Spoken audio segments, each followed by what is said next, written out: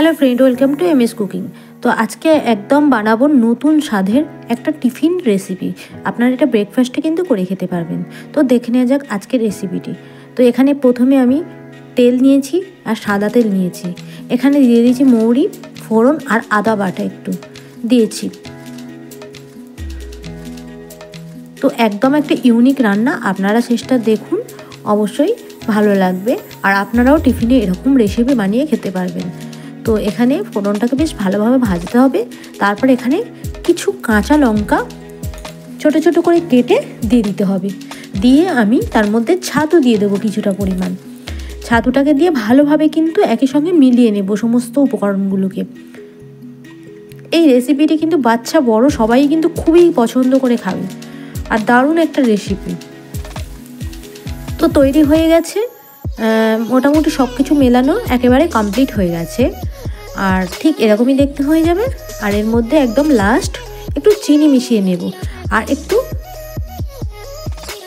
শুকনো লঙ্কার গুঁড়ো আর স্বাদ মতো নুন, এগুলো একসঙ্গে আবারও ভালো করে মিলিয়ে নেব। আর এই গুঁড়ো লঙ্কাটা দেওয়ার কারণে একটু ঝালও হবে, আর ঝালটা আপনাদের পছন্দ মতো ব্যবহার করবে। এখানে কাশ্মীরি লঙ্কা গুঁড়োও ব্যবহার করতে পারেন, তবে কালারটা কিন্তু দারুণ আসে। তো একেবারে রেডি হয়ে গেছে। আমি লাস্ট এখানে দিয়ে দেবো একটুখানি চাট মশলা আর একটু জিরে গুঁড়ো, আর একটু পারলে গরম মশলাও অ্যাড করতে পারেন। দিয়ে আবারও ভালো করে মিক্সড করবে। গন্ধটা কিন্তু দারুণ বেরোচ্ছে, আপনারা না বানালে বুঝতেই পারবেন না যে গন্ধটা কেমন বেরোচ্ছে। অসাধারণ লাগছে। আপনাদেরকে রিকোয়েস্ট রইল বানানোর জন্য। তো দেখতে পাচ্ছেন কেমন হয়েছে, ঠিক এরকম মিশ্রণটা হবে। তারপরে একটা পাত্রের মধ্যে আমি 1 কাপ ময়দা নিয়ে নেব, আর একটু অল্প নুন নিয়ে নেব।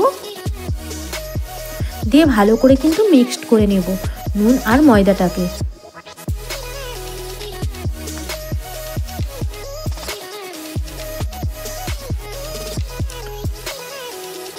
ভালো করে মিক্সড করে নেওয়া হয়ে গেছে। এবারে আমি অল্প অল্প পরিমাণ করে জল দিয়ে দেব, দিয়ে ব্যাটারটাকে করে নেব রেডি। আপনারা কিন্তু একেবারে জল দেবেন না, অল্প অল্প করে জল দেবেন। ব্যাটারের ঘনত্ব অনুযায়ী যতটা জলের প্রয়োজন ততটাই জল দেবেন। যে যেরকম ময়দা নেবেন সেরকমভাবেই কিন্তু জল নেবেন। তো জলের পরিমাণটা একেবারে কেউ ব্যবহার করতে যাবেন না, অল্প অল্প করে জল দিয়ে তবে কিন্তু ব্যাটারটাকে করবেন। ঘনত্বটা তাহলে কিন্তু বোঝা যায়। তো আমি ব্যাটারটাকে করে নিচ্ছি, আর ঘনত্বটাকে দেখিয়ে দেব কেমন হয়েছে। ঠিক এরকমই ব্যাটারটা হবে। আর ব্যাটারটা কিন্তু ভালো করে হ্যান্ড উইস্কের সাহায্যে করতে হবে, তাহলে কোনো ডালা জাতীয় অংশ থাকবে না। তো একদম এরকমই হবে ব্যাটারটা। আবার কড়াইয়ের মধ্যে তেল নিয়ে কিন্তু আমি 1 হাতার মতো দিয়ে দিলাম গোলাটা।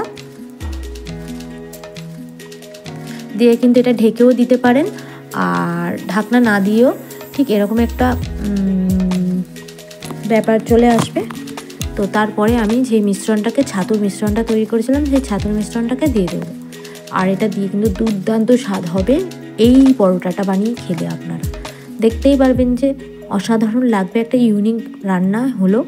তো এটাকে 2 ফোল্ড করে দেওয়া হবে, 2 ভাঁজ করে দিয়ে, আর এরকমভাবে আবারও এই পিঠটা হয়ে গেলে উল্টো পিঠে আবারও ভেজে নিতে হবে, ঠিক এরকম। আর এটা কিন্তু গরম গরম যদি আপনারা খান, আর অন্য কোনো কিচ্ছু লাগবে না, কিন্তু অসাধারণ লাগবে। বাচ্চাদের টিফিনেও আপনারা বানিয়ে দিতে পারেন, বাড়িতে সকালবেলা ব্রেকফাস্টেও কিন্তু আপনারা বানিয়ে খেতে পারেন। তো একইভাবে আমি কিন্তু গ্যাসটা মিডিয়ামের মধ্যে অবশ্যই রাখবেন। তো রেখে কিন্তু এরকমভাবে করে নিতে হবে। যখন একটু হালকা হালকা কাঁচা কাঁচা মতো থাকবে, 90% মতো যখন পরোটাটা হয়ে যাবে, তখন কিন্তু আমি ওইটা ছাতুর মিশ্রণটা দিয়ে আবারও ফোল্ড করে নেব। আর এই রেসিপিটা আপনারা যদি বানিয়ে খান, অবশ্যই অবশ্যই কমেন্ট করে জানাবেন যে কেমন হয়েছে। তো ভিডিওটি ভালো লাগলে অবশ্যই অবশ্যই কিন্তু লাইক, কমেন্ট আর শেয়ার করবেন। আর নতুন কোনো বন্ধু দেখে থাকলে ভিডিওটি বেল আইকনটি প্রেস করবেন সাবস্ক্রাইব করার পরে। তো আমার একেবারে রেডি হয়ে গেছে। আপনারা অবশ্যই অবশ্যই বানিয়ে